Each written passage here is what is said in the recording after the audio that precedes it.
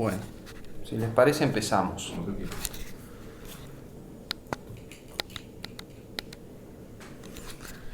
Vamos a basarnos en fragmentos, citas que aparecen en Kirk, Raven y Schofield y en Bernabé.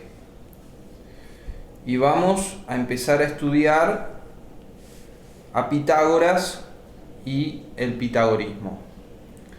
En nuestro estudio de este tema dedicaremos atención a 4 tópicos principales. Primero, la biografía de Pitágoras.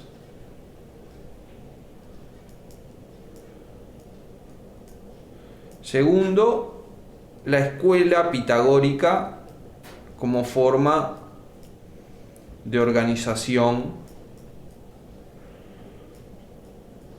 en torno a la figura de Pitágoras.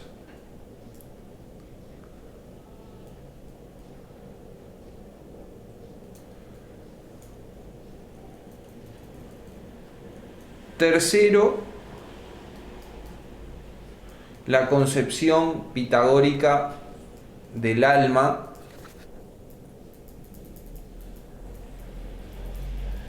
y la ética que viene asociada. Y en cuarto lugar, la teoría del número, que es la teoría fundamental del pitagorismo. En cuanto a la biografía de Pitágoras, es muy complicado extraer hechos, porque Pitágoras muy tempranamente fue objeto de mitopoiesis, esto es, de la producción de mitos y leyendas. No obstante, sabemos que fue un personaje histórico y algunas cosas se pueden saber sobre él.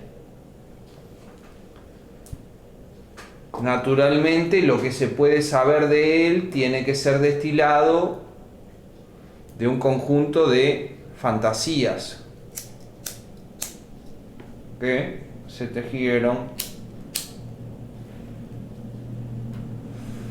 en torno a su persona. De la escuela y de las doctrinas pitagóricas sobre el alma, sobre cómo se debe vivir y sobre la teoría del número, se sabe muy poco, porque los pitagóricos, por lo menos hasta cuando ya la escuela estaba en declive, estaba en su agonía, no dejaron cosas escritas, o al menos no dejaron cosas escritas que fueran públicas. Esto está asociado a la práctica en la escuela del secretismo. Y ellos practicaban el secretismo en torno a lo concerniente a la escuela y sus doctrinas, porque la escuela pitagórica tenía un claro semblante religioso y consideraban que las cuestiones de valor religioso debían ser mantenidas en secreto y reveladas solo oralmente a personas que demostraran aptitud para ser iniciados. Entonces, de la escuela sabemos muy poco, Sabemos muy poco de sus integrantes, aunque sabemos que llegó a ser muy numerosa, muy nutrida y hasta poderosa políticamente hablando. Pero bueno, de la escuela y de las doctrinas sabemos muy poco, en particular de las doctrinas. Lo que nos llega tiene la forma de enigma, diría yo. Tiene la forma de una expresión sumamente sintética que por ser tal es sumamente oscura y da la impresión de que ahí se está diciendo mucho para quien es capaz de entenderlo, pero que la mayoría es incapaz de entenderlo porque justamente está cifrado el mensaje. Esto ocurre sobre todo en lo que es la teoría del número.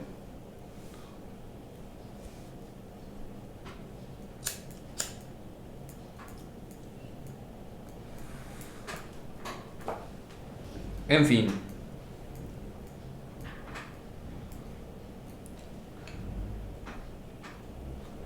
Nosotros, como regla general, vamos a tratar de ir sacando cosas en limpio y que se puedan dar por garantizadas, que se puedan dar por hechos. Si ustedes ven Guthrie, que lo voy a traer, ya que estamos,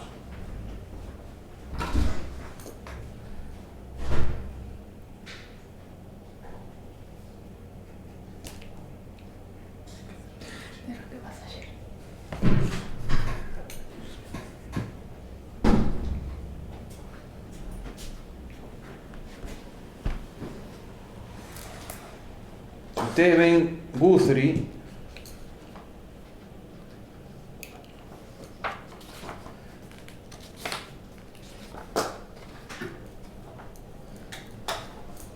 él le dedica desde la página 147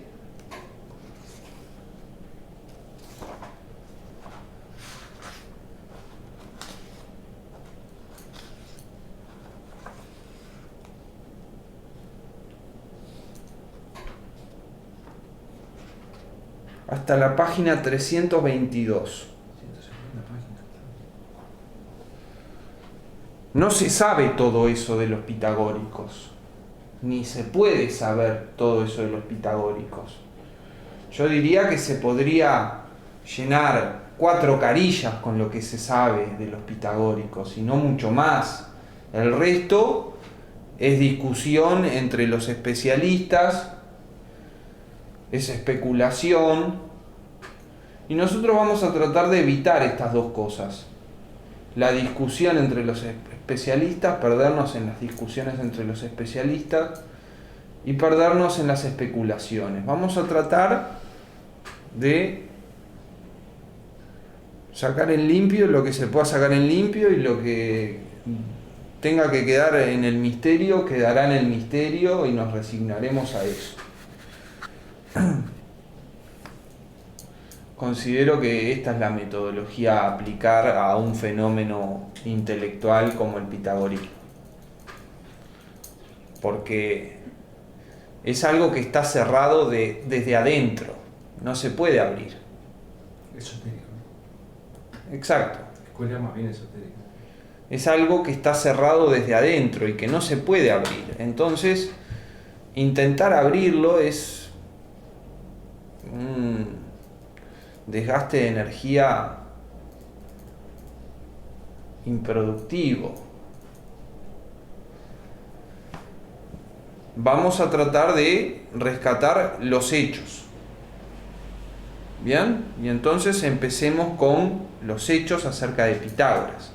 Pitágoras supuestamente nació en el 570 antes de Cristo, en Samos, en la zona de Jonia.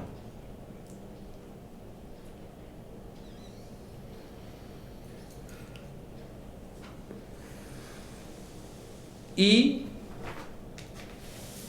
estuvo allí hasta, se supone, el 532 antes de Cristo.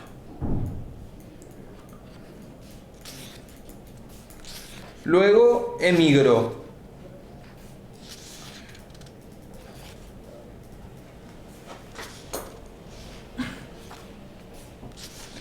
Leo de Porfirio, Vida de Pitágoras, el siguiente pasaje.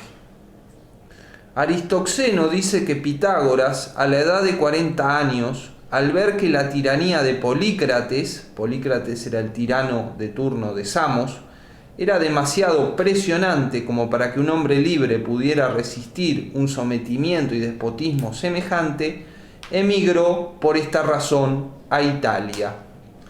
Entonces, en el 532 más o menos,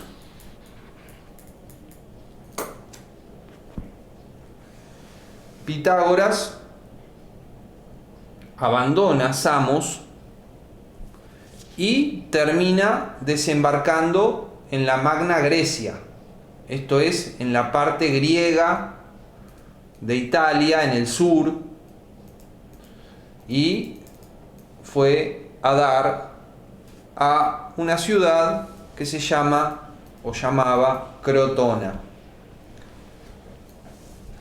Ahora, entre su partida de Samos y su establecimiento en Italia, ocurrieron cosas importantes para lo que luego pasaría después de instalado Pitágoras en Italia. Pitágoras, en este entretiempo entre irse de Samos e instalarse en Italia, realiza viajes por el mundo antiguo, por los centros de cultura del mundo antiguo. Leo, Hipólito, en refutación de todas las herejías.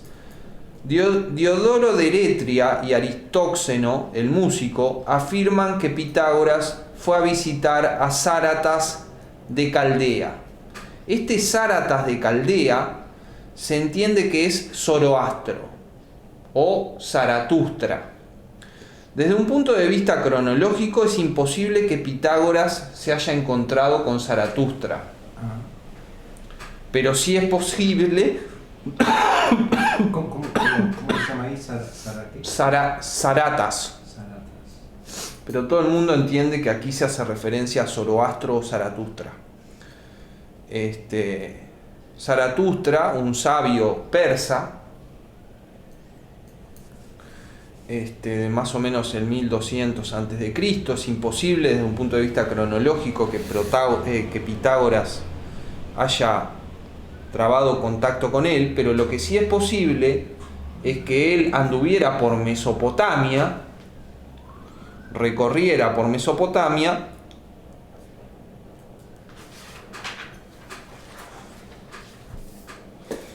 y conociera el zoroastrismo, fuera iniciado en el zoroastrismo. Luego leo el pasaje de Apuleyo siguiente. Hay quienes dicen que Pitágoras se hallaba entre los cautivos de Cambises y que, enviado a Egipto, tuvo por maestros a los magos persas y especialmente a Zoroastro, maestro de todos los divinos arcanos. Luego Porfirio, en Vida de Pitágoras, dice: además de relacionarse con otros caldeos, estuvo con Sáratas, de nuevo Zaratustra, que lo purificó de las manchas de su pasada existencia y le enseñó las formas por las que los buenos conservan la pureza, la explicación de la naturaleza y los primeros principios de todas las cosas. Entonces, en este periodo intermedio entre su salida de Samos y su instalación en Italia, Pitágoras fue longevo, entonces llegó a Italia después de esta etapa de viajes y llegó a vivir bastante tiempo en Italia, en la Magna Grecia. ¿Está claro cuánto tiempo estuvo? No, No. Ni hasta cuándo vivió tampoco. Se sabe que salió en el 532.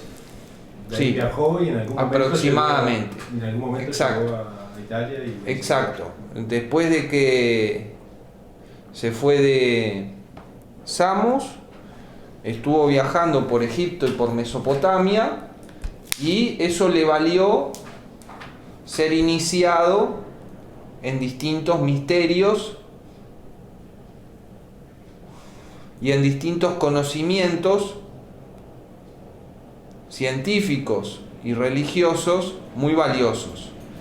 Y cuando hablamos de un personaje como Pitágoras, distinguir conocimientos científicos y conocimientos con valor religioso no tiene mucho sentido. Pitágoras y el pitagorismo tienden a unificar ciencia y religión. Tienden a unificar ciencia y religión.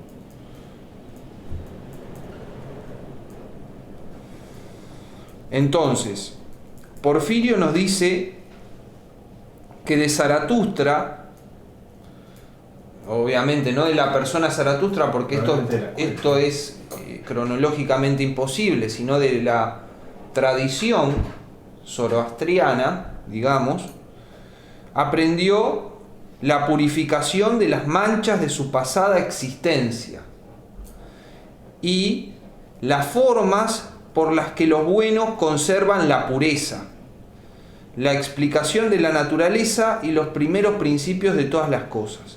Entonces, de Zoroastro, del zoroastrismo, sacó la idea, sacó al parecer la idea de que vivimos muchas vidas sucesivamente. Y en esas vidas nos vamos manchando o purificando. Y según nos vayamos manchando o purificando, cómo nos va a ir yendo en ese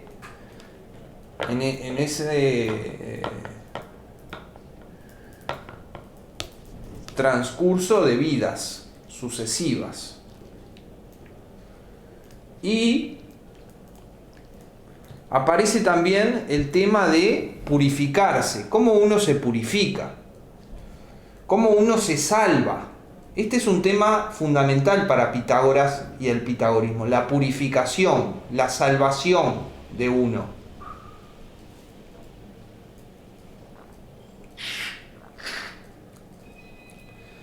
Y esto para los pitagóricos estaba conectado con la explicación de la naturaleza y con la explicación de los primeros principios de todas las cosas.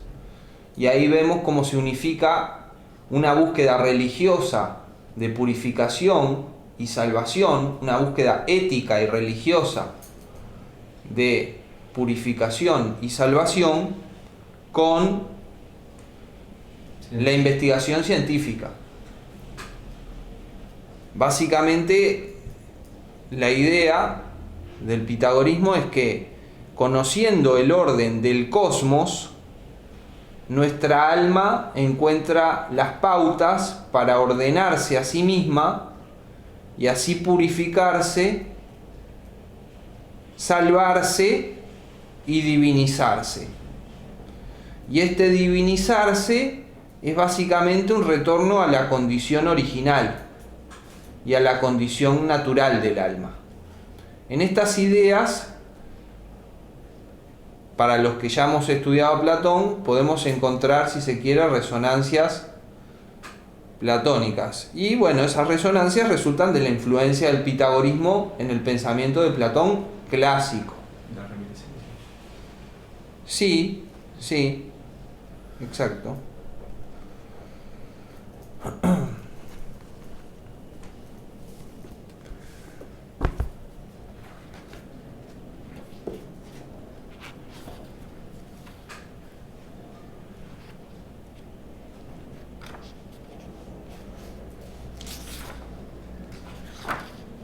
Ahora leo de Porfirio, Vida de Pitágoras, lo siguiente. Dice Arco, dice que cuando Pitágoras vino a Italia y llegó a Crótona, fue recibido como un hombre de notable poder y experiencia, debido a sus muchos viajes, y como un hombre bien dotado por la fortuna en cuanto a sus rasgos personales. Tenía un aire libre y magnífico. Su voz, su carácter y todas sus demás cualidades poseían gracia y armonía en abundancia. Fue capaz, en consecuencia, de organizar la ciudad de Crótona de tal manera que después de haber convencido con nobles discursos al consejo de los ancianos en el gobierno, a petición de estos, hizo también las adecuadas exhortaciones a los jóvenes, se dirigió después a los niños traídos desde las escuelas y por fin a las mujeres, tras haber convocado también una reunión de las mismas. Entonces, cuando Pitágoras llega a Italia, es inmediatamente reconocido como una personalidad destacada en cuanto a sabiduría, en virtud de sus viajes y del aprovechamiento intelectual que había hecho de estos.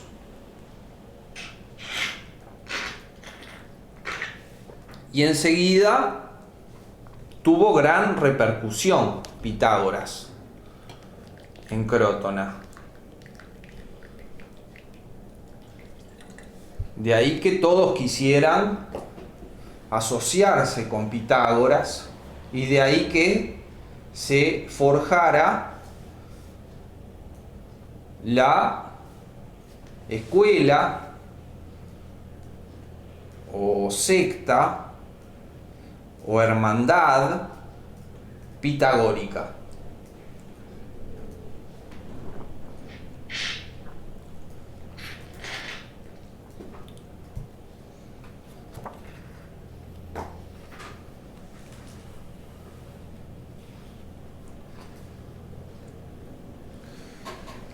Ahora, unas observaciones sobre Pitágoras y el orfismo, porque resulta que el pitagorismo y Pitágoras están bastante impregnados de orfismo. El orfismo fue una tradición mistérica griega envuelta en el devenir de las diversas formas que fue recibiendo el culto a Dionisos en Grecia, y con los órficos en la concepción del alma y en la concepción de la ética, los pitagóricos van a estar muy de acuerdo. Leo de Clemente. Ión de Quíos relata en los Triples que Pitágoras atribuyó también ciertos escritos a Orfeo, pero Epígenes, en su obra sobre los poemas atribuidos a Orfeo, dice que el descenso al Hades y los relatos sacros son obras de Cércope el Pitagórico y que el peplo y la física lo son de Brontino. Luego leo también de Heródoto. No se llevan, en cambio, artículos de lana a los templos, ni se les entierra con ellos, pues es impío. Estas prácticas concuerdan con los llamados órficos y báquicos, pero son egipcias y pitagóricas. Es impío, en efecto, que quien participa de estos ritos orgiásticos sea enterrado con vestidos de lana. Existe un relato sagrado sobre este tema. Bueno, entonces, hay una conexión entre Pitágoras y el orfismo que va a impregnar a la ideología pitagórica y a la forma de vida pitagórica, a la vida pitagórica.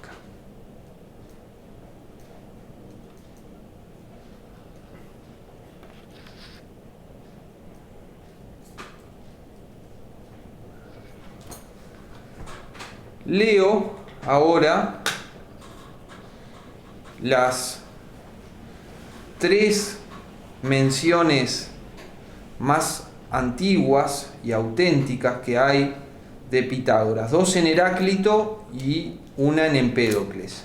Dice Heráclito: la pluriciencia, la polimacía, no enseña a tener inteligencia, nous, pues de lo contrario hubiera enseñado a Hesíodo, a Pitágoras e incluso a Genófanes y Hecateo. Bien, entonces aquí Heráclito reconoce a Pitágoras, que estaba en la otra punta del mundo griego, estaba en Italia, y Heráclito estaba en Éfeso, en Jonia. Reconoce a Pitágoras, la fama de Pitágoras llegó hasta Heráclito, y Heráclito tiene una idea de Pitágoras, y le reconoce la polimacía, le reconoce que tiene muchos conocimientos, pero como discrepa de la escuela con la escuela pitagórica, dice que, bueno, los conocimientos de Pitágoras están muy bien, pero no tienen nous, no captan el logos, dice Heráclito, de alguna forma. Y el otro pasaje de Heráclito que hace referencia a Pitágoras dice: Pitágoras, hijo de Mnesarco, practicó la investigación científica por encima de todos los hombres, y tras hacer una selección de estos escritos, así que supuestamente habría habido escritos pitagóricos, escritos de Pitágoras, quiero decir, se hizo su propia sabiduría. Esto entre comillas, porque Heráclito es escéptico con respecto a Pitágoras. Le reconoce la polimacía, le reconoce ser un investigador por encima de todos los hombres, pero dice, se hizo su propia sabiduría, que fue en realidad diletantismo y extravagancia. Y las palabras griegas son polimacía y cacotecnie. Entonces dice Heráclito, en definitiva, Pitágoras practicó la investigación científica por encima de todos los hombres, y tras hacer una selección de estos escritos se hizo su propia sabiduría. Y nosotros sabemos que Heráclito es escéptico con respecto a todos los que se hacen su propia sabiduría, porque para Heráclito la sabiduría no es algo que uno se fabrique, sino simplemente reconocer y comprender el logos. Si uno se fabrica una sabiduría, ya se está separando del logos, etcétera, etcétera. Entonces, ¿qué pasa? Pitágoras se hizo su propia sabiduría, y esta fue en realidad solo polimacía, esto es pluriciencia, conocimiento de muchas cosas, conocimiento enciclopédico, y cacotecnie. ¿Y qué es cacotecnie? Bueno, suena mal, ¿verdad? Tocacón es lo opuesto de tocalón. Tocalón es lo bello, tocacón es lo feo. Cacotecnie se forma a su vez de tecne. Tecne es técnica, conocimiento científico, puede ser técnica, puede entenderse como técnica, puede entenderse como conocimiento científico, etc. Entonces, lo que Pitágoras, con su investigación científica por encima de todos los hombres, lo que alcanzó fue no el nous, sino la polimacía, que no garantiza el nous, y una cacotecnie, que es lo que podríamos llamar una mala arte. ¿Qué página es? Estamos en la página 293. Bien. ¿De quién? Sí. Entonces, esa sabiduría de Pitágoras, que resulta de su investigación científica por encima de todos los hombres, para Heráclito es solo polimacía y no nous, y es cacotecnie, es una mala arte, una mala ciencia, algo pérfido, digamos, algo pérfido. A pesar de que dice que... Y esto tiene que ver con la concepción pitagórica de la oposición, que está en las antípodas de la concepción heraclitiana de la oposición. Y es por eso que Pitágoras es tan relevante para Heráclito, porque es su antecedente en cuanto a la teorización sobre la oposición. Los pitagóricos, naturalmente, oponían a los opuestos, pero para ellos esta oposición significaba una separación. Y los opuestos así pensados, por supuesto, están muy lejos de compatibilizarse con la concepción heraclitiana de los opuestos, según la cual los opuestos en oposición son lo mismo y son una cosa.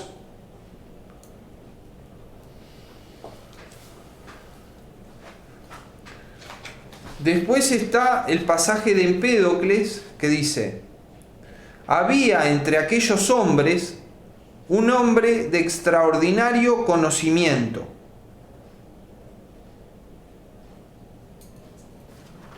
sumamente experto en toda clase de obras sabias, que adquirió la máxima riqueza de sabiduría, pues siempre que ponía su empeño veía con facilidad cada una de todas las cosas que existen en 10 e incluso 20 generaciones de hombres.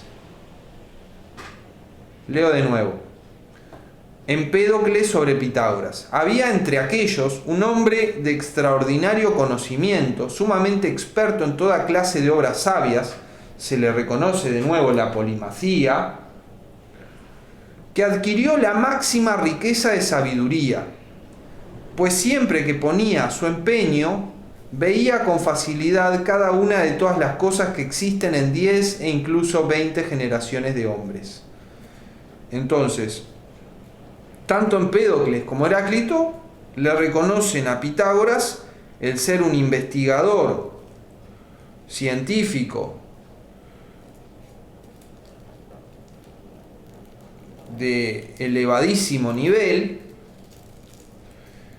y el tener la polimacía. Y la diferencia entre Empédocles y Heráclito respecto de Pitágoras es que Empédocles simpatiza con Pitágoras y lo considera un sabio, mientras que Heráclito no simpatiza con Pitágoras y considera que no tiene nous de las cosas, no tiene comprensión, tiene muchos conocimientos pero no tiene nous de las cosas, no tiene comprensión de las cosas.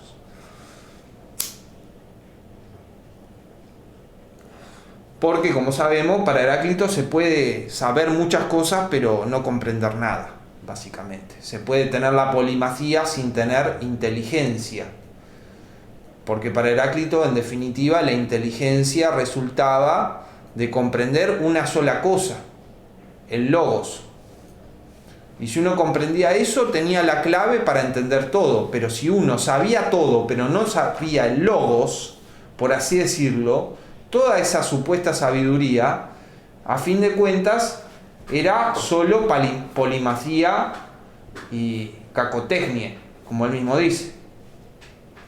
Y después hay un pasaje de Genófanes que supuestamente hace referencia a Pitágoras, que dice: lo que dice Genófanes sobre Pitágoras es como sigue. Dicen que al pasar en una ocasión junto a un cachorro que estaba siendo azotado, sintió compasión y dijo: deja de apalearle, pues es el alma de un amigo la que he reconocido al oír sus alaridos. Y aquí aparece el tema de que para Pitágoras y el pitagorismo, las almas, cuando uno muere, el alma cuando uno muere, no se vuelve nada, ni se va al Hades, digámoslo así, sino que encarna en otra forma de vida, que puede ser un animal, o puede ser una planta, un árbol, por ejemplo. Y eso es lo que se conoce como doctrina de la transmigración de las almas. Y es básicamente la idea de que el alma va cambiando de formas. Perdón, ¿qué es lo que tienes ahí? Me estaba mirando primero un mapa para ubicarme cuando decimos Ajá. no sé qué es, y después ¿Y eso de dónde lo sacaste? Google. De por ahí, está. Punto. Para tener una idea, lo que me estaba mirando que me llamó la atención, Pitágoras y Heraclio casi contemporáneos, ¿no? Es que rápido Por eso llegó la información, fama, por eso la fama. Qué rápido Pero que es llegó una, la es una paradoja. Es una paradoja. Porque Heráclito sabía bastante de Pitágoras y de su pensamiento, pero resulta que nosotros no sabemos nada y ni Platón ni Aristóteles saben mucho. Digamos, Platón sabe bastante, pero lo deja en la penumbra, lo deja en la oscuridad, porque él mismo es un pitagórico y él mismo practica la regla del secretismo. Sí. Y cuando estoy hablando aquí de Platón en relación al pitagorismo, estoy hablando de Platón clásico, no del Platón socrático de la primera etapa. Ese no es pitagórico. El Platón pitagórico es el Platón clásico, el Platón que empieza en Fedón, Banquete, Fedro, República, etc. Y es un pitagórico, como el propio Aristóteles dice. Es un pitagórico que lleva al pitagorismo a un nuevo nivel, porque mezcla la teoría de los números con la teoría de las ideas, y concibe a los números como ideas y a las ideas como números. Entonces, eso es un pitagorismo 2.0, por así decirlo, de nueva generación, porque en el pitagorismo original, antiguo, los números no son entidades abstractas como las ideas, sino que son cosas concretas, cosas no separadas del mundo sensible de la fisis. ¿Bien?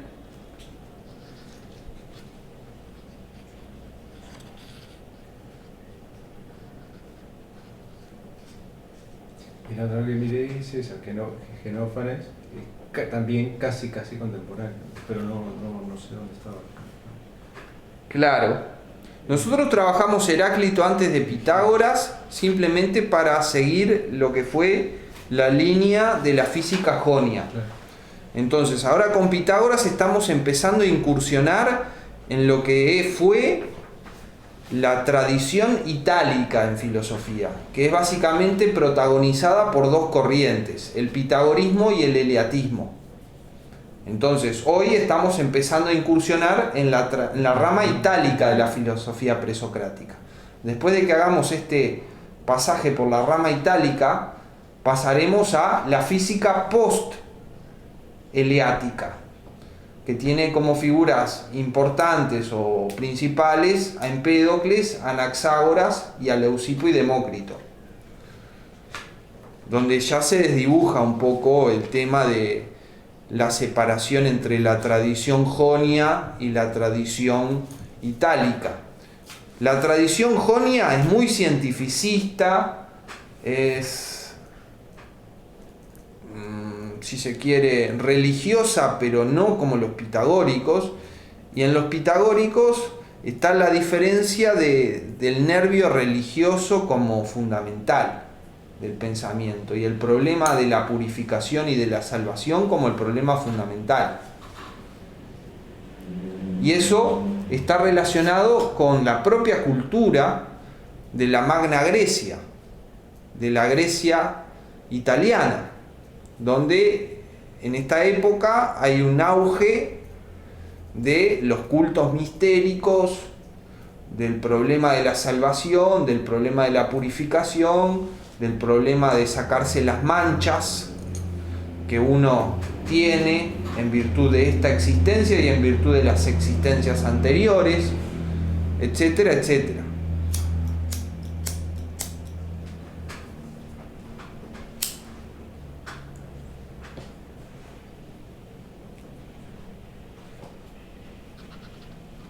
Entonces, resumiendo un poco lo que conocemos de Pitágoras, nació en Jonia en el 570, en el 532 abandona Samos, su patria. No sabemos muy bien qué pasó entre su nacimiento y su abandono de Samos. Obviamente debe haber tenido una formación, como todos los griegos libres, que debe haber constado de gimnasia, música, etcétera, quizá algo de matemática, pero en realidad lo que se tiende a pensar es que los que introducen la matemática en Grecia son sobre todo los propios pitagóricos, Pitágoras y los pitagóricos, aunque esto se puede discutir porque había supuestamente una tradición jonia en matemática, etcétera. Pero a lo que voy es a que ¿qué pasa entre el nacimiento de Pitágoras y su abandono de Samos en el 532? Es algo de lo que no sabemos. Sabemos que abandona Samos porque no tolera la tiranía de Polícrates, etc. Eso da lugar a una etapa de viajes en la cual él pasa por Egipto, pasa por Mesopotamia, hace contacto en particular, según lo que destaca la tradición, con el zoroastrismo, y es iniciado en muchas cosas y llega luego a Crotona, a Italia, con la valija llena de ideas orientales sobre el alma, sobre la ética, etc. Y es recibido como una personalidad muy importante, muy destacada, muy sabia, etc. Esto tiene un impacto enorme, es muy atractivo para los jóvenes y ese es el caldo de cultivo de la hermandad pitagórica que prácticamente de forma muy rápida se va a ir generando en torno a la figura de Pitágoras. Y Pitágoras en ese contexto va a empezar a ser divinizado directamente. Todos los misticismos respecto claro. a su figura, ¿no? Va a empezar a ser divinizado. Creo que Bernabé que nombra también que probablemente contactos con India o con tradiciones chinas. Y bueno, que haya sacado todo. Persia en es una cultura hermana sí. de la cultura de la India, Por eso. digamos.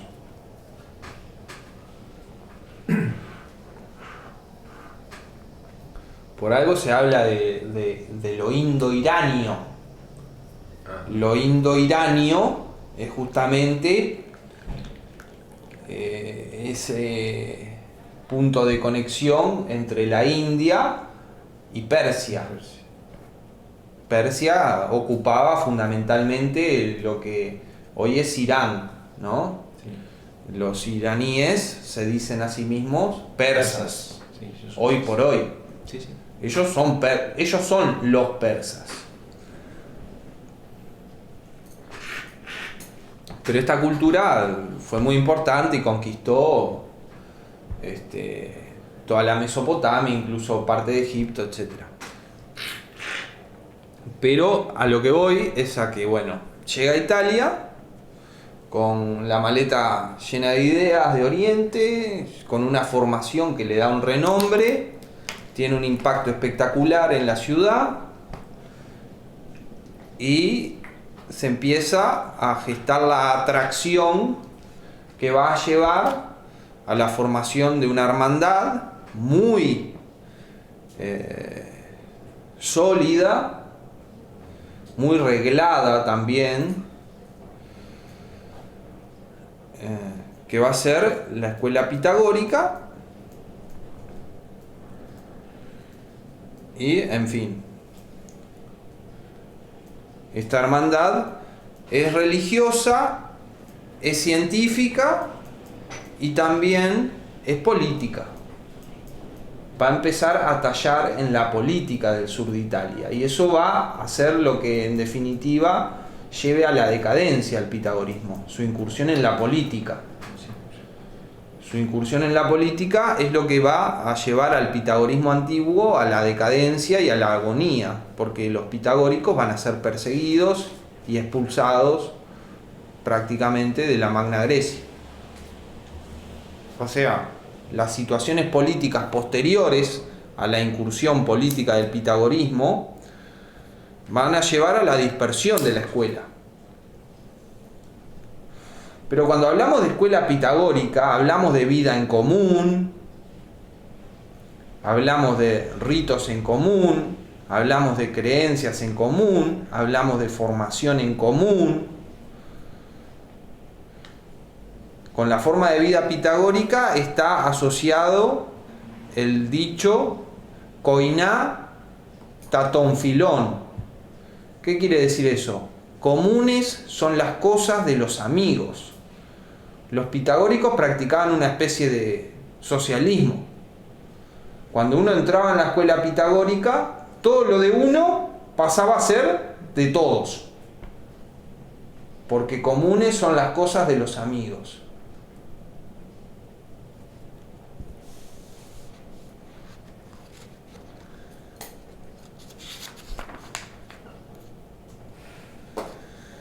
Ahora empecemos a acercarnos al tema de la escuela.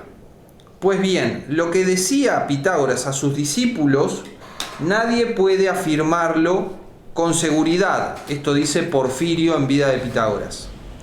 Pues el silencio no era entre ellos algo precisamente ocasional.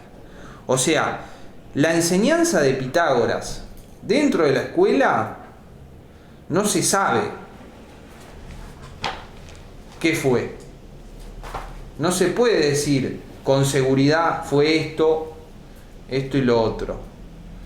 Porque los de la escuela, respecto a el afuera, respecto a el exterior de la escuela, guardaban un silencio cerrado. Aquí está el tema del secretismo.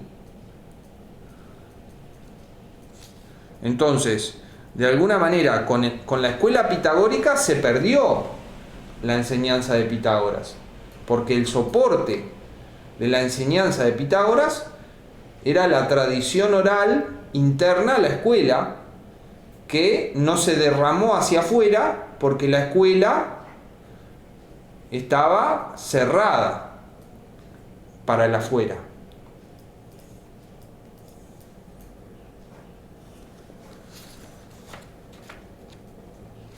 Con respecto a la escuela, Porfirio en Vida de Pitágoras dice: era de dos tipos la forma de enseñanza. De sus seguidores, unos eran llamados matemáticos, los otros acusmáticos. Los matemáticos eran los que habían recibido una enseñanza más amplia y más elaborada de la doctrina. Los acusmáticos, los que habían oído solo los principios fundamentales de los escritos, sin un tratamiento más riguroso. Entonces, la escuela tenía como dos niveles de pertenencia. Un nivel básico de pertenencia, que era el nivel de los acusmáticos, que eran aquellos que habían sido iniciados solo en los principios fundamentales, sin mayor explicación. Y después teníamos los matemáticos, que eran los que estaban de lleno en el pensamiento de la tradición de la escuela y eran los que llevaban adelante la investigación de la escuela. Y aquí matemático quiere decir tanto matemático en nuestro sentido de matemático como en el sentido más amplio de estudioso, porque matemático viene de mafema y mafema es estudio. Entonces matemático en sentido griego quiere decir estudioso, investigador. Entonces los matemáticos son los investigadores. Resulta que también son investigadores de los números, investigadores matemáticos en nuestro sentido, de matemático. Macema, dijiste la palabra aquí. También la palabra macesis.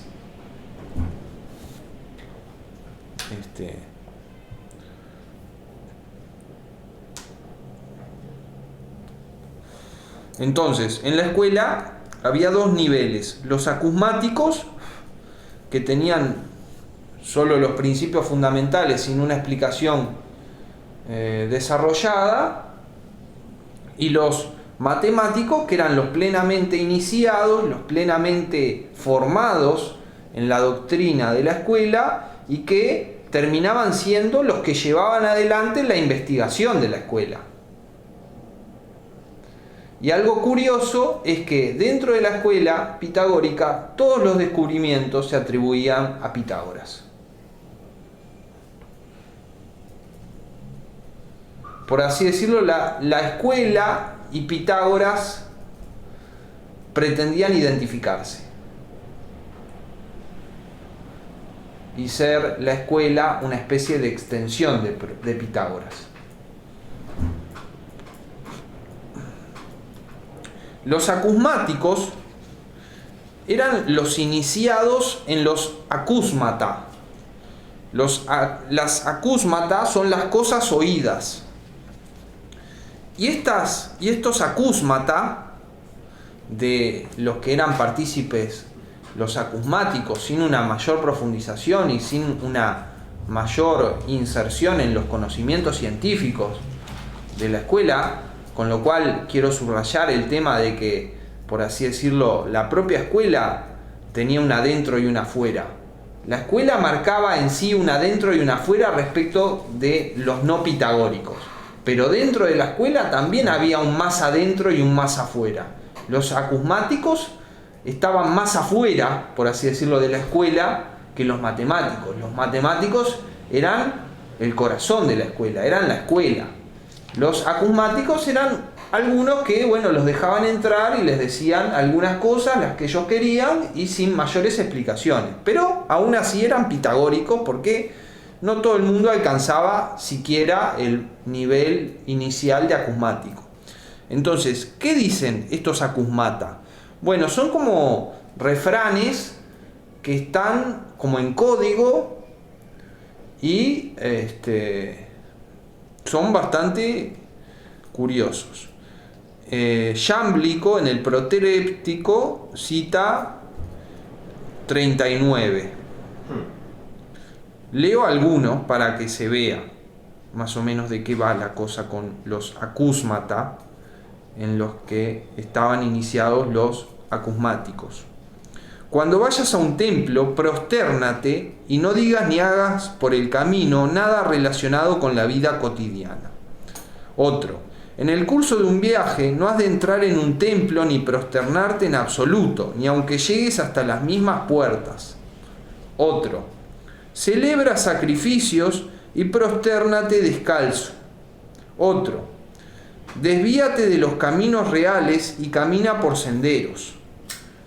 Otro: contén ante los demás tu lengua por respeto a los dioses.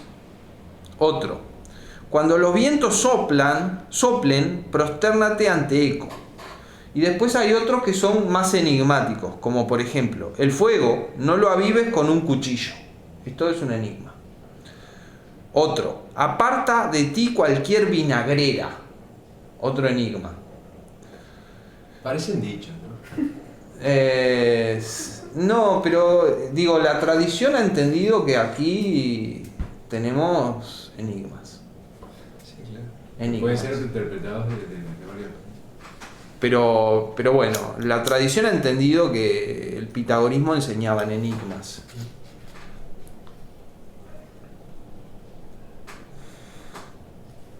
Pero tan bueno para usar, ¿no? Otro: al hombre que trata de levantar un fardo, ayúdalo a levantarlo, pero no unas tus fuerzas al que va a dejarlo en el suelo.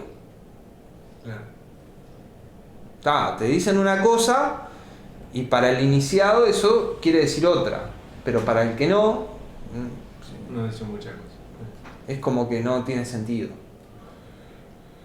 Al calzarte, presenta primero el pie derecho, al lavarte los pies el izquierdo. Ese sí me manda. De temas pitagóricos no hables sin luz. Entonces, entre estos acúsmatas tenemos preceptos, sobre todo preceptos y tabúes. Y estos preceptos y tabúes están dirigidos a lograr la pureza y a preservar la pureza, que era la obsesión de los pitagóricos, la pureza, la purificación y la salvación.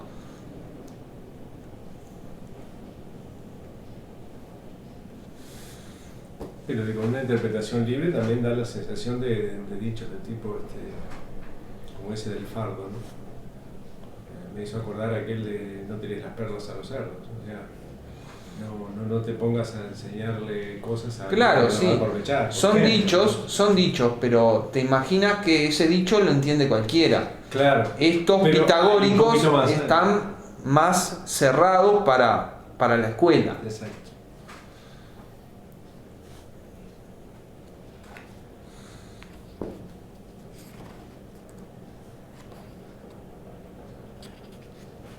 Jámblico, en la vida de Pitágoras, dice: todos los así llamados acúsmata se dividen en tres clases. Algunos indican lo que una cosa es, otras qué es lo más, y otros qué es lo que se debe hacer o no hacer. Y acá es donde aparecen los enigmas que les decía. Ejemplos de la clase ¿qué son las islas de los aventureros, el sol y la luna? ¿Qué es el oráculo de Delfos? La tetractis, que es la armonía en la que cantan las sirenas. El oráculo de Delfos es la tetractis. La tetractis es la década formada por los primeros 4 números, que para los pitagóricos tenía un valor religioso y era el número perfecto, la década, el 10, porque justamente se formaban los primeros 4 números y esto servía para explicar las escalas musicales, etcétera, etcétera. Lo vamos a estudiar después cuando entremos en la teoría del número. En fin, ejemplos de la clase ¿qué es lo más? Son ¿qué es lo más justo? El sacrificar. ¿Qué es lo más sabio? El número. Pero después es el hombre que asignó nombres a las cosas. Después, ¿qué es la más sabia de las cosas en nuestro poder? La medicina. ¿Qué es lo más hermoso? La armonía. ¿Qué es lo más poderoso? El conocimiento. ¿Qué es lo mejor? La felicidad. ¿Cuál de las cosas que se dicen es la más verdadera? Que los hombres son perversos. ¿Tá? Entonces, según Jámblico, los acúsmata se dividían en 3 clases. Unos decían qué es una cosa, otra qué es lo más, y otro qué es lo que se debe hacer o no hacer. ¿Bien? Y ahora voy a un pasaje que refiere a la escuela pitagórica, que es de Platón en la República, y dice lo siguiente: ¿pero se dice acaso que Homero haya llegado a ser durante su vida, si no públicamente, si al menos en su vida privada, guía de educación para quienes le amaban por su trato, y que éstos hayan llegado a transmitir a la posteridad un modo de vida homérico, como Pitágoras fue por este motivo particularmente amado, y sus discípulos se destacan de alguna manera entre los demás por haber mantenido hasta ahora un tenor de vida pitagórico? ¿Tá? Este pasaje de Platón nos habla de que la escuela pitagórica no era solo una escuela, sino que era una forma de vida. Por eso podemos hablar de secta. Los absorbía a los acólitos y como que los tragaba y los procesaba y los pitagorizaba en ese proceso. Y no había salida de la escuela. El que entraba no salía. Y si el que entraba no se manejaba como la escuela decía, corría peligro de vida. De hecho, está la leyenda de un pitagórico que por revelar un secreto matemático que no era muy satisfactorio para la teoría del número pitagórica, fue asesinado. cuando se dice que fue asesinado, no se sabe si hay que tomarlo literalmente o figurativamente, en el sentido de que en la escuela pitagórica pusieron una tumba con su nombre y lo declararon muerto para la escuela. ¿Se entiende? Bueno, pero yo no me asombraría si los pitagóricos llegaran a matar gente por violar las reglas de la escuela o por agredir a la escuela, etcétera, porque en la escuela pitagórica siempre estuvo latente, por lo menos en sus primeras fases, que es un momento de eclosión, lo político y la cuestión del poder.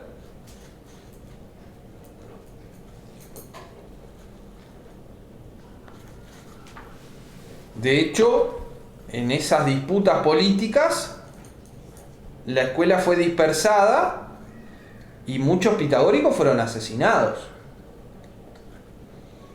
a raíz de un conflicto que se dio con un tal Silón, que pretendió ser pitagórico, pero lo rechazaron, y entonces les agarró en cono a los pitagóricos y empezó a organizar un bando que empezó a hacerle la guerra a los pitagóricos.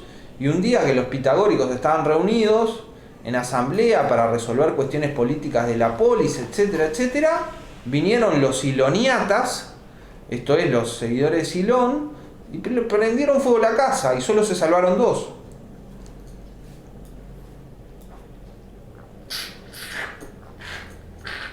A raíz de todos estos problemas políticos muy graves y muy serios que atravesó la escuela pitagórica, Pitágoras se fue de Crótona. Se mantuvo en Crótona mientras la situación política dio. Cuando la situación política se puso muy espesa para los pitagóricos, Pitágoras se fue de Crótona y fue a Metaponto, y allí murió, que es otra ciudad de la Magna Grecia.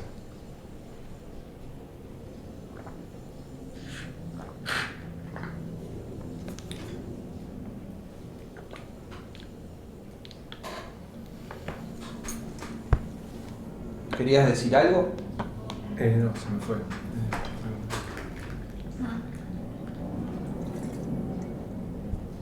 Hilón decía que es el... Silón, con C. sí.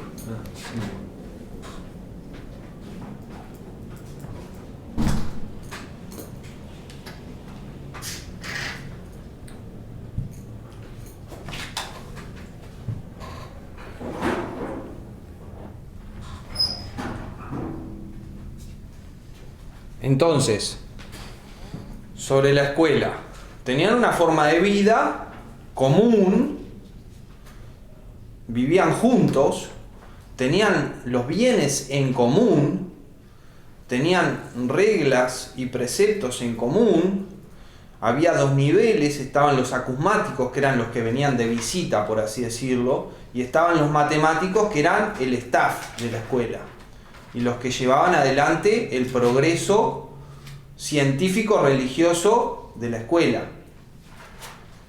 ¿Bien? A su vez, esta escuela, gracias a Pitágoras, ganó renombre y le fueron cediendo posiciones políticas.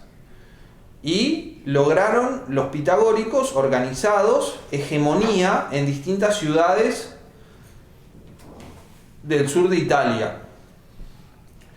Y esa hegemonía tuvo como repercusión una fuerte oposición posterior a los pitagóricos, que llevó a la dispersión de la escuela y a que muchos pitagóricos tuvieran que dejar incluso la Magna Grecia. Y es así que después aparece una rama de la escuela pitagórica en Tebas,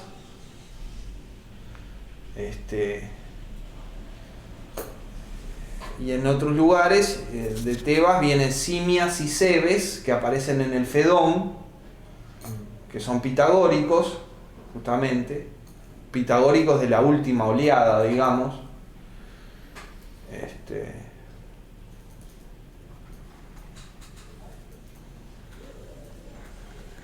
etcétera.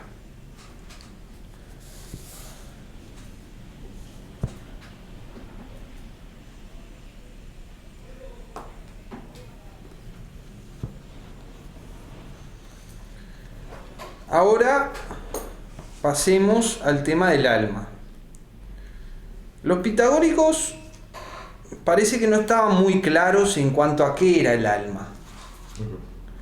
Y parece que desarrollaron dos conceptos o tres.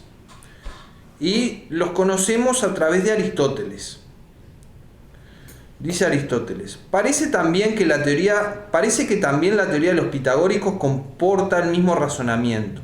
En efecto, afirmaban algunos de ellos que eran alma las motas que hay en el aire, otros lo que las movía. Se refieren a ellas porque aparecen moviéndose sin cesar, aunque haya ausencia total del viento. Y después dice Aristóteles: nos ha llegado también otra teoría sobre el alma. Dicen que es una especie de armonía. Y es que la armonía es una mezcla y composición de contrarios, y el cuerpo está compuesto de contrarios.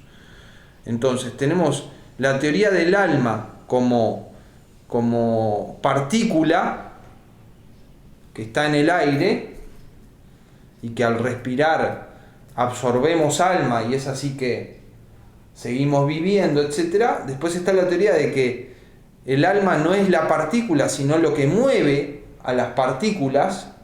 Y después está la teoría del alma como armonía de los opuestos que se presentan en el cuerpo. Y entonces el alma es principio vital porque es lo que preserva la armonía de los opuestos, y esta preservación de la armonía de los opuestos es la salud. Entonces el alma como armonía de los opuestos es principio vital porque es lo que genera la salud y lo que la preserva.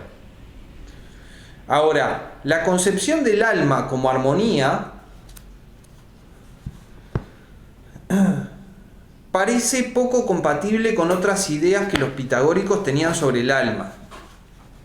Porque el alma como armonía de los contrarios en el cuerpo parece destruirse con la destrucción del cuerpo, ¿verdad? Esta objeción a la teoría del alma como armonía es planteada por Platón en el Fedón.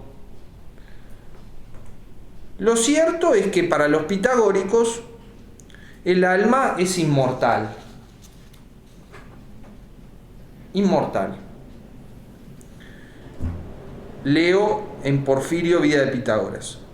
A pesar de ello, llegaron a hacerse especialmente conocidas las siguientes afirmaciones de Pitágoras. Primero, que asegura que el alma es inmortal. También que transmigra en otras especies de seres vivos. Y además que en determinados periodos de tiempo lo ya ocurrido vuelve a ocurrir. Así que nada es absolutamente nuevo. Esta es la idea del eterno retorno. Por último, que es preciso considerar que todos los seres animados resultan ser congéneres, esto es, de la misma familia. Parece que efectivamente Pitágoras fue el primero en introducir en Grecia estas doctrinas, que las habría introducido a partir de sus viajes por Egipto y por Mesopotamia, etc. Entonces, tenemos que el alma es inmortal, en esta vida está asociada a este cuerpo. Cuando este cuerpo es abandonado por esta alma entra en otro cuerpo, luego abandona ese otro cuerpo y entra en otro cuerpo, y así sucesivamente va transmigrando de cuerpo en cuerpo. Y en esta transmigración puede pasar por distintas formas. Puede ser en una vida perro, en la siguiente ser pájaro, en la siguiente ser hombre, y así. Muy hinduista parece, ¿no? Sí. Entonces, cómo se da la transmigración depende de la pureza del alma. Cómo se conduce la transmigración del alma, cómo se dirige, cómo se direcciona la transmigración del alma, está ligado con el grado de pureza del alma. Y aquí es donde conecta el tema de la práctica ética pitagórica con la concepción de la inmortalidad del alma y de la transmigración. De alguna manera, lo que perseguían los pitagóricos era la pureza para transmigrar de una forma mejor, digamos, que si en vez se siguiera cargando con las manchas. Entonces, la ética pitagórica es una ética de la sensatez, de la medida, del tabú, y es una ética que tiene como fin la pureza, la purificación. Y esto tiene que ver con el ascetismo.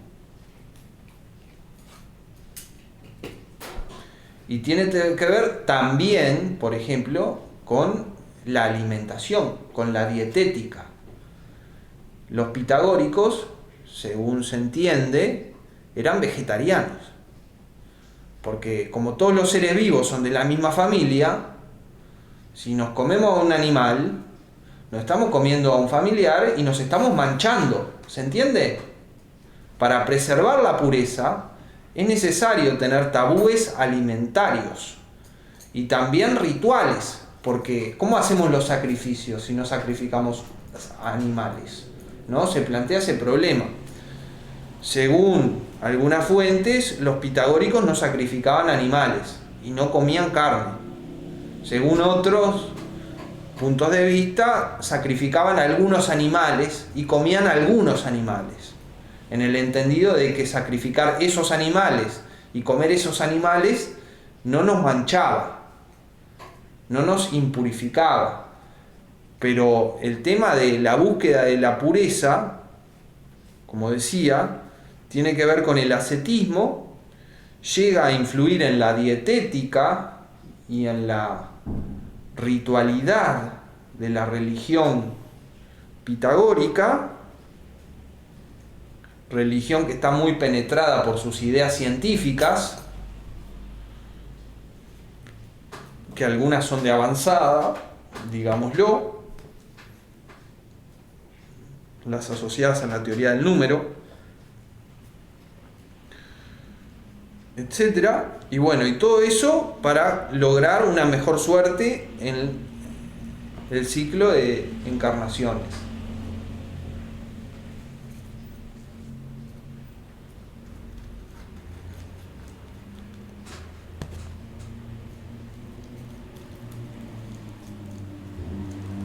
¿Preguntas? ¿Inquietudes?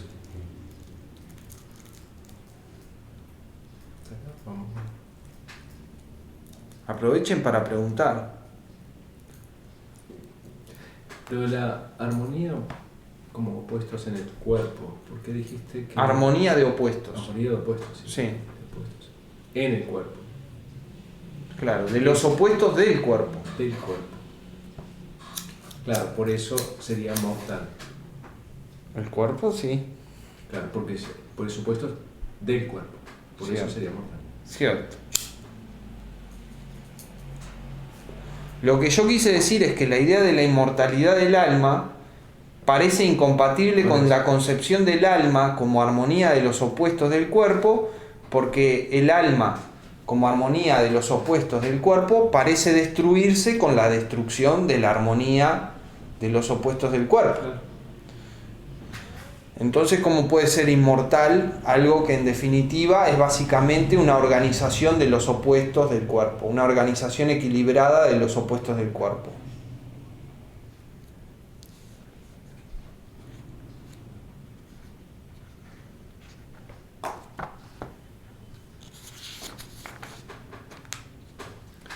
Ahora, una observación de Diógenes Laercio en Vidas de los filósofos ilustres sobre la concepción de la vida buena de los pitagóricos, sobre la concepción de la eudaimonía de los pitagóricos. Decía Pitágoras que la vida se parece a quienes se congregan con ocasión de unos juegos.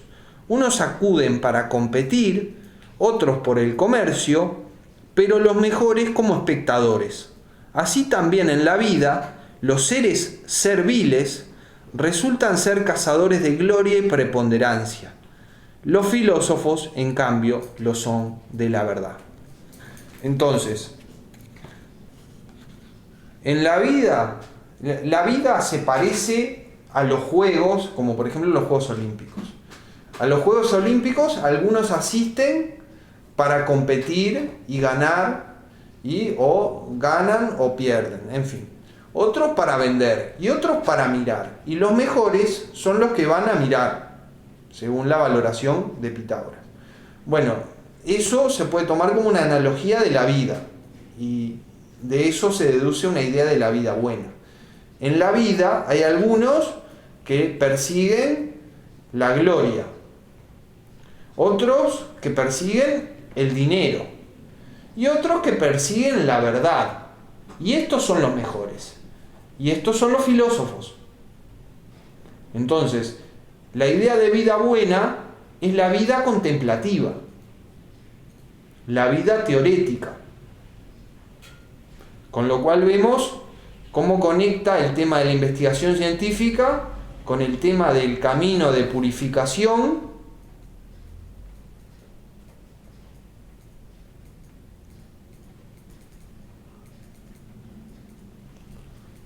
¿verdad? La vida teorética es... Y con lo religioso.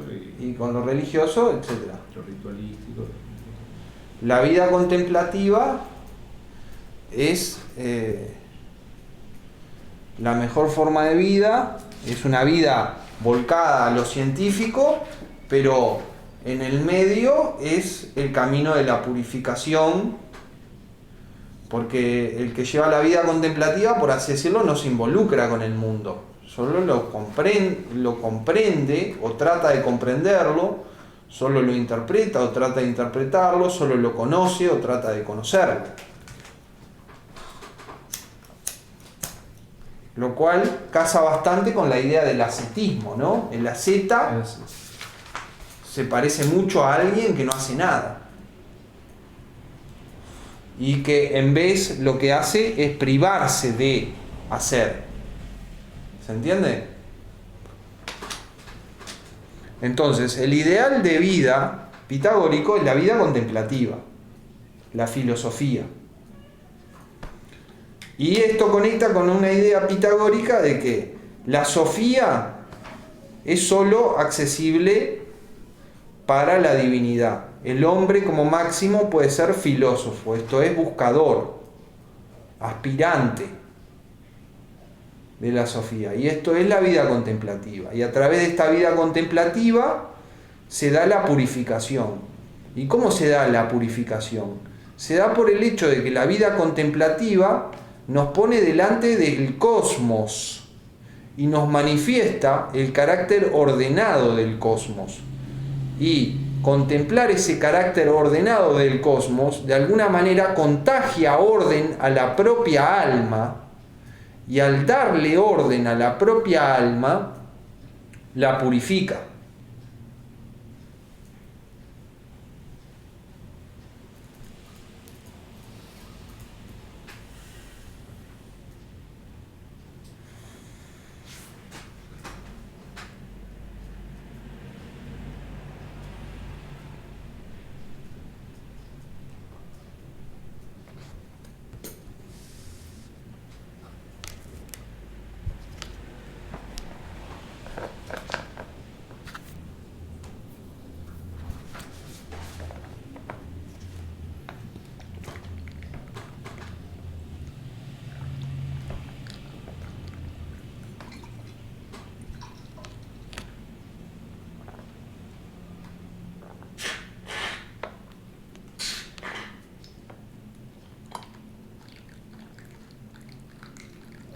Si lo miras es como una gran ensalada de mal y pronto de mucha cosa, ¿no? persa, zoroastrismo, hinduismo, chino, hebreo, parece que hay un poco metido adentro, ¿no? Sí, pero es original. La teoría del número, ¿Es original en cuanto sí? la teoría del número considero que es la... La posta Sí, y en definitiva ese es el gran pensamiento pitagórico, ¿no?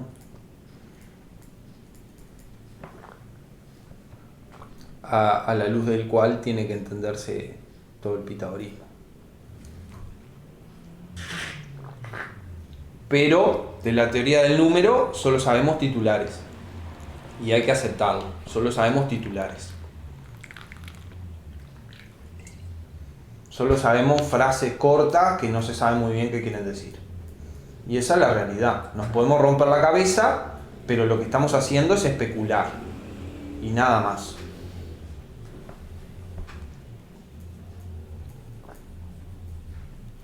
De la teoría del número pitagórica sabemos sobre todo gracias a Aristóteles.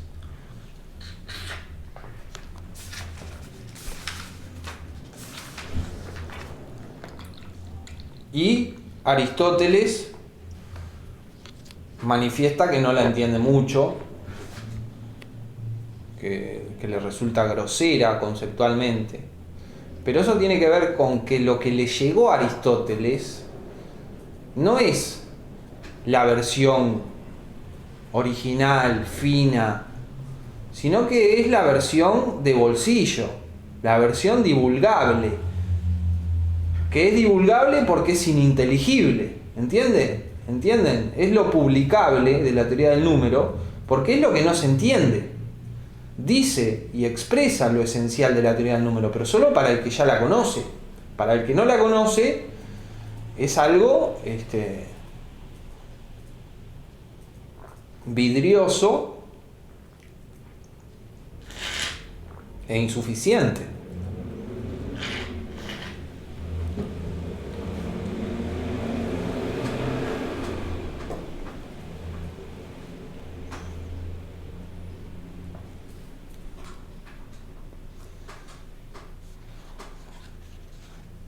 Vayamos ahora al tema de la teoría del número. Aristóteles en metafísica. Y vamos a ir sacando las tesis de la teoría del número, ¿tá? A medida que vamos leyendo. En su época, la de Leucipo y Demócrito, y antes de ellos, los pitagóricos, se aplicaron al estudio de las matemáticas. Y fueron los primeros en hacerlas progresar en Grecia.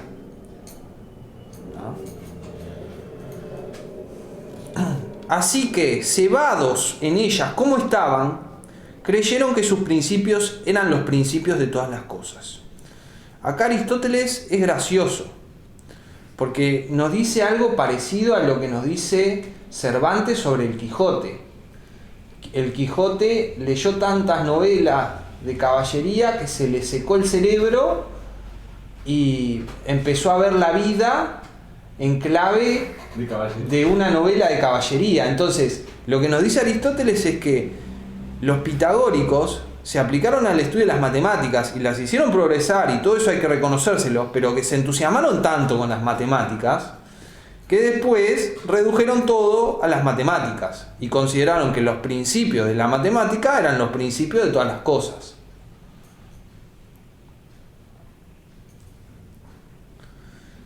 Dado que los números son por naturaleza... Ahora, el número pitagórico, y tomemos por ejemplo la unidad pitagórica, el número 1, es el punto geométrico y es a la vez un átomo. Los pitagóricos defendieron el atomismo antes del atomismo. Antes del Demócrito. Sí. Sí, porque concebían a la unidad como número, como punto geométrico y como átomo. Y a esto agregaban el vacío, como lo que separa las unidades. Con lo cual tenemos todos los elementos fundamentales del atomismo, que luego se va a explicitar con Leucipo y Demócrito. Entonces, los números son colecciones de unidades. La unidad es lo fundamental de la unidad resultan los demás números. A su vez, la unidad resulta de lo par y lo impar, que son los principios absolutos de todos los números, que en sí no son números. Bien, dado que los números son por naturaleza los primeros de estos principios, y en los números se les antojaba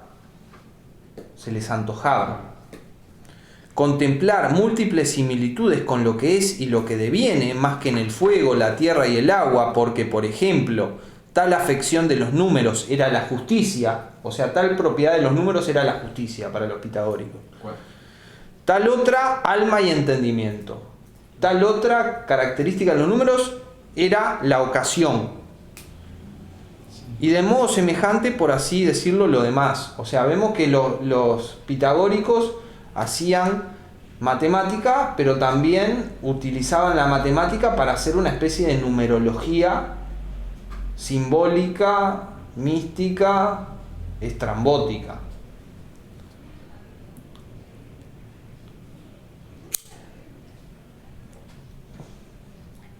Y todo eso de forma inextricable, ¿no? O sea, tenían resultados matemáticos, científicos, pero también hacían numerología y misticismo del número.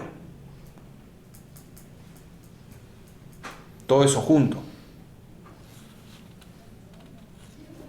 Porque la teoría del número se da en el marco de sus prácticas religiosas, sus búsquedas religiosas, etc. No se da disociado de eso. Y al ver además en los números las afecciones y las proporciones de las escalas musicales, dado además que las otras cosas parecían asemejar a los números toda su naturaleza, y los números daban la impresión de ser los primeros de toda la naturaleza, supusieron que los elementos de los números eran los elementos de todas las cosas y que todo el cielo era armonía y número. ¿Ven? Entonces, la intuición de los pitagóricos, la intuición fundamental de los pitagóricos era que la realidad en su totalidad revela propiedades matemáticas, revela estructuras matemáticas, y que en virtud de eso la realidad era número. La realidad es número. O sea, la realidad no solo tiene una expresión matemática, no solo tiene números, por así decirlo, sino que es número. Y los elementos de los números son los elementos de todas las cosas. Y la idea de que las cosas son números y los principios de los números son los principios de todas las cosas, les vienen a los pitagóricos, según Aristóteles, de que ellos captaban que en determinados fenómenos de la realidad se daba la estructura matemática, se daba la propiedad matemática, se daba el esquema matemático. Y cuantas similitudes podían mostrar entre los números y las escalas musicales en relación con las afecciones y partes del cielo,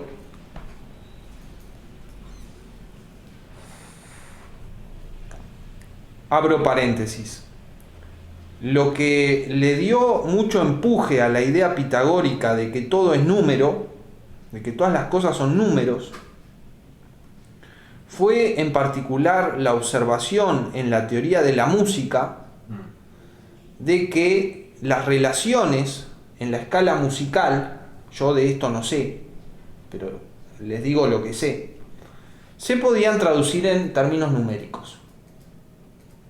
Y eran básicamente relaciones numéricas. Esta observación en teoría musical fue lo que dio empuje. Luego se vio que la astronomía también era susceptible de matematización, por así decirlo.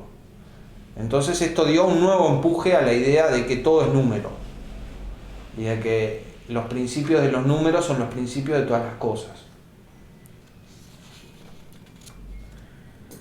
Y si algo faltaba en alguna parte, se desvivían porque todo el sistema les resultara coherente. por ejemplo, como les parece que la década, la tetractis, el número 10, es perfecta y abarca la naturaleza entera de los números, con lo cual tenemos otra tesis de la teoría de los números, ¿no? La década es el número perfecto y abarca la naturaleza entera de los números. Afirman que los cuerpos que se mueven por el cielo son 10. Y aunque los visibles son solo 9, crean por esta razón la antitierra. Y la antitierra era un cuerpo que giraba, pero que no lo podíamos ver desde la Tierra. Pero ellos sabían que existía a priori, porque la década es perfecta y entonces el número de los planetas que se mueven en torno al fuego central del cosmos tienen que ser 10, etc. Con lo cual vemos que los pitagóricos, y esto lo señala el propio Aristóteles, eran como un poco dogmáticos. Cuando los fenómenos no encajaban con sus concepciones, apretaban forzaban las cosas. Parece que asimismo consideraban que el número era principio de los seres, a la vez materia, afecciones y estados. Y ahora entramos en la cuestión de los principios de los números. Los elementos del número son lo par y lo impar. Limitado, lo par, y limitado, lo impar. Y la unidad procede de ambos, pues es par e impar. El número procede de la unidad y números son, como he dicho, el conjunto del cielo. Entonces, ¿cuál es la idea? Lo par y lo impar son los principios de los números. Lo par y lo impar dan lugar a la unidad. Y la unidad es par e impar a la vez para los pitagóricos. Y esto tiene que quedar claro. Y de la unidad resultan todos los números. Y de todos los números resulta todo, porque todo es número. Y todas las relaciones entre las cosas son relaciones matemáticas. Y acá también entra la geometría, porque las unidades son los puntos geométricos. Entonces, la matemática cósmica pitagórica es aritmética, pero también geométrica.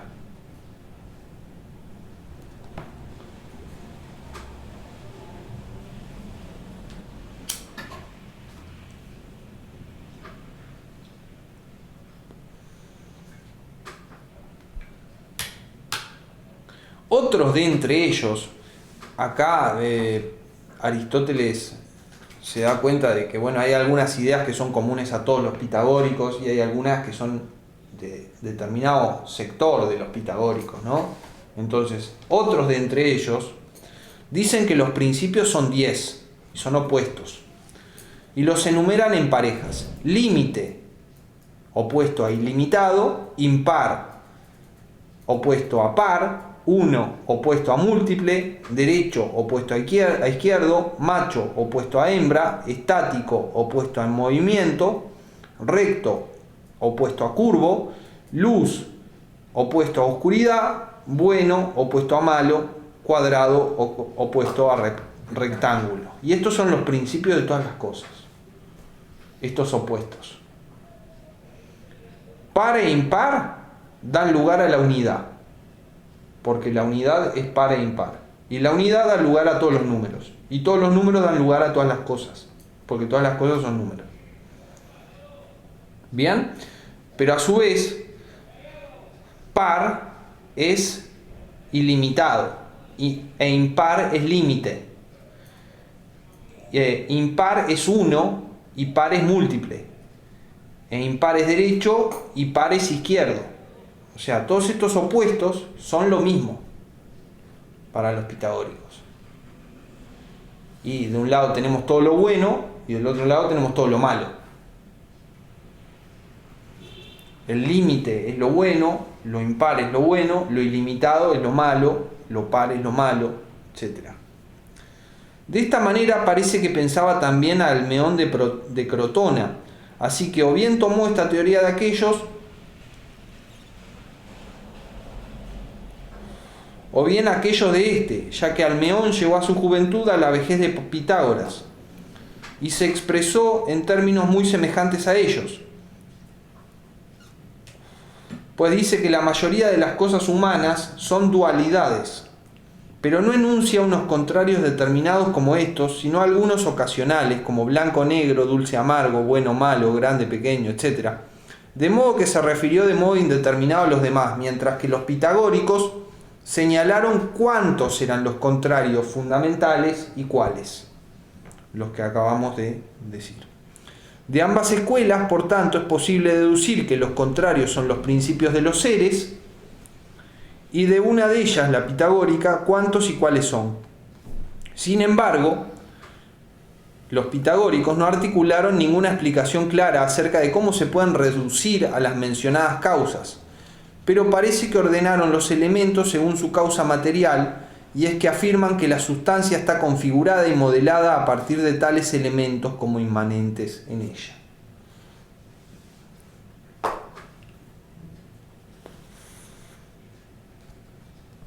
Los principios de la unidad son lo par y lo impar, el límite y lo ilimitado. La unidad da lugar a todos los números, y todos los números dan lugar a todas las cosas. Y también lo podemos ver desde este punto de vista. La unidad es el punto. El punto da lugar a la línea. La línea da lugar a la superficie, y la superficie da lugar al volumen. Y el volumen da lugar al cuerpo.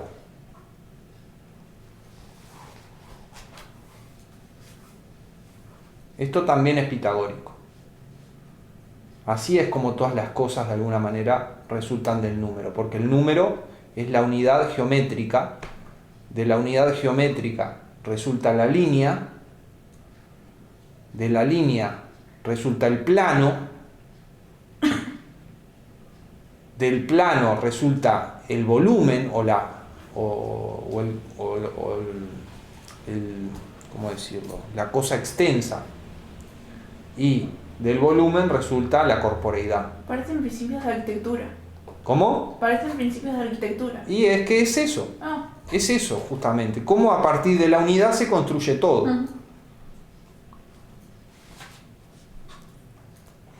Sin duda que es arquitectónico de alguna manera su modo de explicar la corporeidad.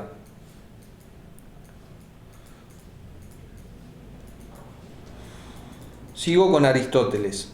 Los pitagóricos, como observaron que muchas de las propiedades de los números se dan en los cuerpos sensibles, supusieron que los seres eran números no separados, esto es, no abstractos.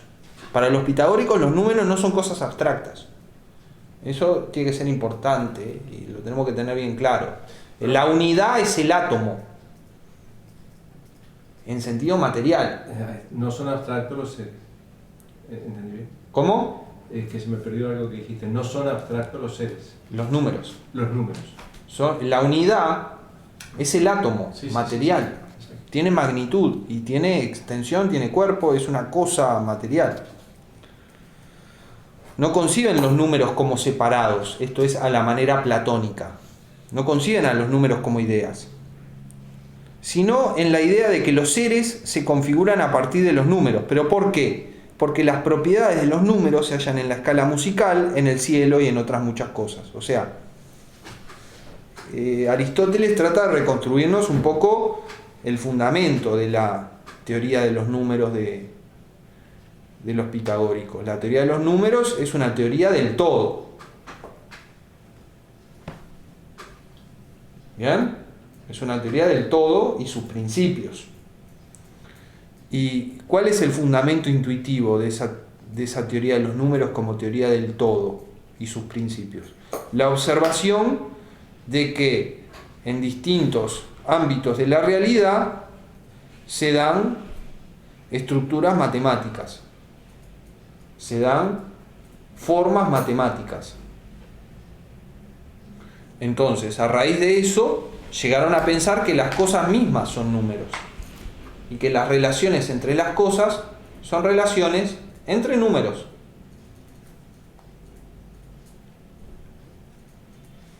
Y aquí se plantea un problema, porque las relaciones entre las cosas parecen ser en muchos casos contingentes. pero las relaciones entre los números parecen ser eternas y no contingentes. Entonces se plantea un problema que no aparece en el comentario de Aristóteles, etcétera, pero nosotros lo planteamos. Sigo con Aristóteles. Los pitagóricos dicen que el número es uno solo, el matemático, con la salvedad de que afirman que no está separado, sino que de él se configuran las entidades sensibles, o sea, la physis. Para los pitagóricos lo real es la physis, y la physis es número. Y los principios de la physis son los principios del número, y esto es lo par y lo impar, el límite y lo ilimitado. Porque lo par y lo impar y el límite y lo ilimitado dan lugar a la unidad, y la unidad da lugar al número, y el número da lugar a todas las cosas. Da lugar a la línea, da lugar al plano, da lugar al volumen y da lugar al cuerpo. En efecto, construyen ellos el cielo entero a partir de los números, si bien no entendiéndolo como unidades inextensas, sino que creen que las unidades tienen un tamaño. Con lo cual aparece esto de que la unidad es número, pero es punto geométrico, pero a la vez es átomo.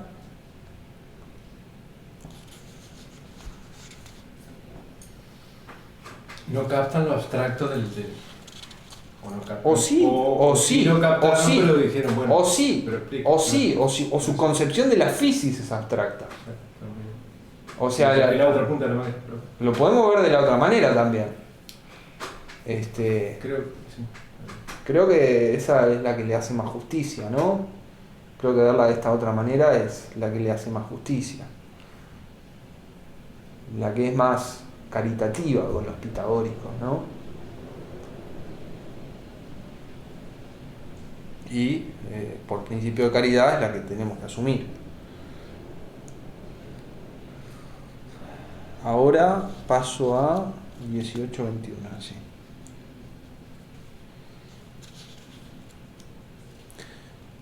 A algunos les parece que los límites del cuerpo, como superficie, línea, punto y unidad, son entidades con mayor realidad que el cuerpo y lo sólido. Esto tiene que ver con que para los pitagóricos la unidad es el origen de la línea, y a través de la línea es el origen del plano, y a través del plano es origen del volumen, y a través del volumen es origen del cuerpo, de la corporeidad. Entonces, la unidad es entidad con un grado mayor de realidad que lo que se origina a partir de ella. Y esto podríamos decir que es algo con lo que están de acuerdo casi todos los presocráticos. Aquello de lo que todo se origina es entidad en un grado mayor que todo lo que se origina a partir de él.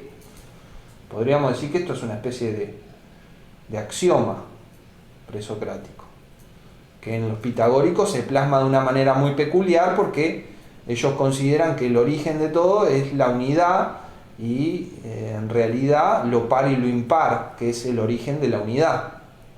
Pero lo par y lo impar no son cosas, sino que son la esencia de la unidad. Recién con la unidad tenemos una cosa.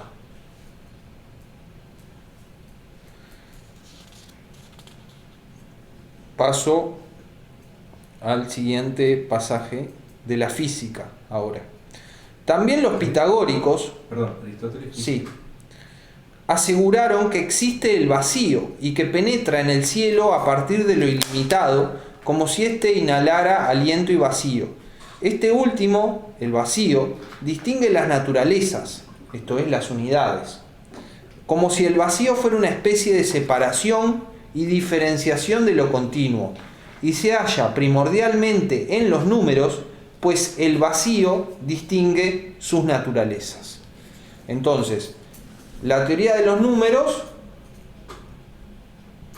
tiene como todología dos elementos fundamentales. la unidad y el vacío. El vacío se origina, según lo que dice Aristóteles de los pitagóricos, a partir de lo ilimitado. Y la unidad se origina a partir de lo par y de lo impar, o sea, del límite y de lo ilimitado a la vez. Y como la unidad tiene la propiedad de ser par e impar a la vez, es que puede generar todos los números. ¿Bien? Y el vacío es lo que posibilita el carácter discreto de las unidades. Y el carácter discreto de las unidades, esto es separado de las unidades, es lo que posibilita la multiplicidad y es lo que posibilita los números. Entonces, en la generación de los números interviene la unidad, pero también interviene el vacío. Porque el vacío es lo que separa las unidades y posibilita que a partir de las unidades se constituyan los números.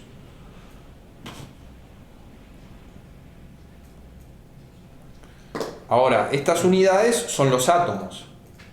¿Y cómo es que se explica el movimiento en el pitagorismo? Bueno, eso queda en la oscuridad. Pero el vacío parece ayudar a explicar el movimiento, tal como va a ser el caso en el atomismo de Leucipo y Demócrito.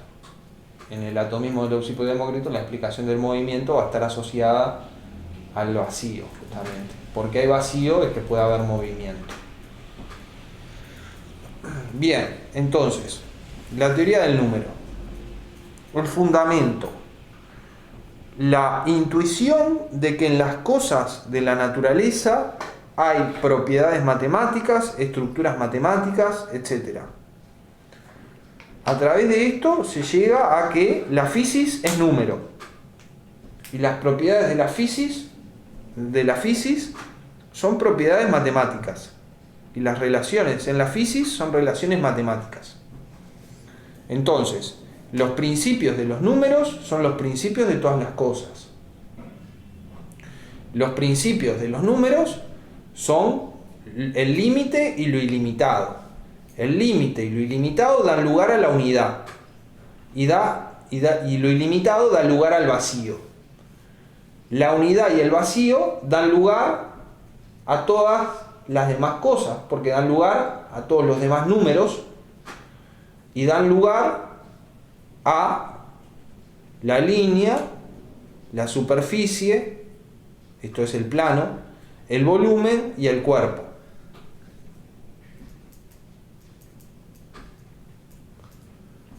Y bueno, estas unidades son átomos, materiales y puntos geométricos.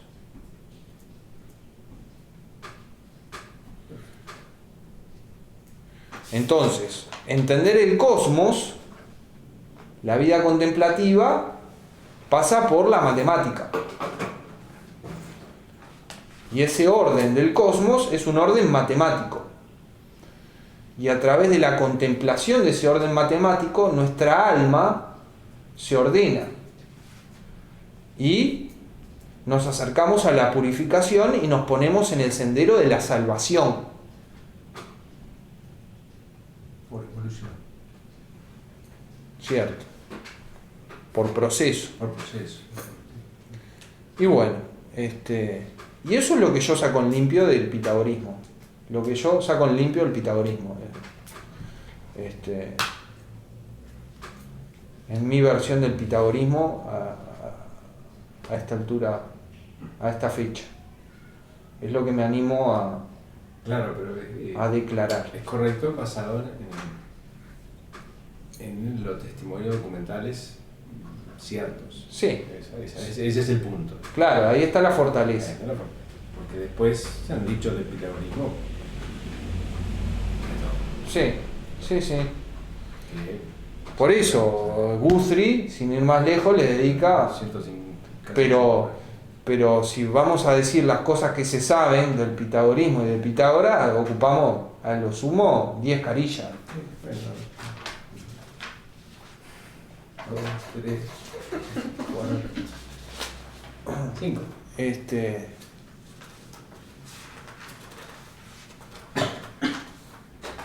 Siete, cariño.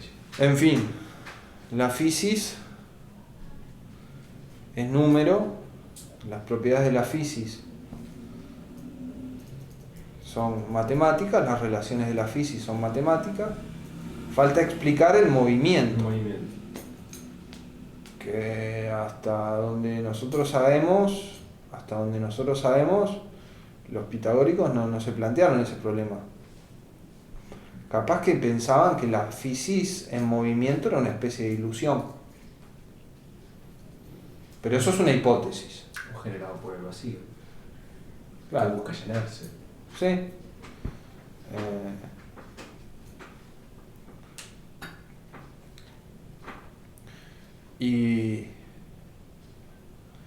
Y con esta ecuación fisis-número, no creo que tengamos que pensar que, por así decirlo, como parece pensar Aristóteles, los pitagóricos tenían un concepto equivocado del número, sino que más bien nosotros tenemos que pensar que los pitagóricos tenían un concepto abstracto de la fisis. Entonces pensaban a la fisis como número. No es que tuvieran un concepto burdo del número. Ahora se complica si la realidad, si la fisis es abstracto. ¿No se complica más la madeja? Digamos, ¿por qué? No sé, me da la sensación, porque entonces la realidad es abstracta y... Claro, abstracta, pero en un sentido no platónico, ¿no? Ah, bueno, está bien. Es una abstracción que está dada de inmediato. Sigue siendo fisis. El punto es que si penetramos en la fisis, en el fondo lo que tenemos son estructuras matemáticas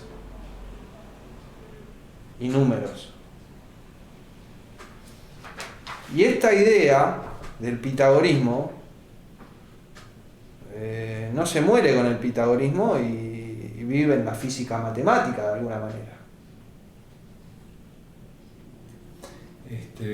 Sí, cuando la física logra encontrar el santo grial de la teoría del todo, como decía Hawking, va a cerrar. El pitagorismo fue relativizado, fue matizado, pero la idea de la física matemática está viva y coleando, ¿no?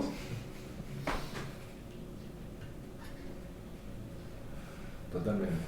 La idea de que la matemática y la física son indisociables y que hacer física sin matemática es perder el tiempo, son ideas vivitas y coleando.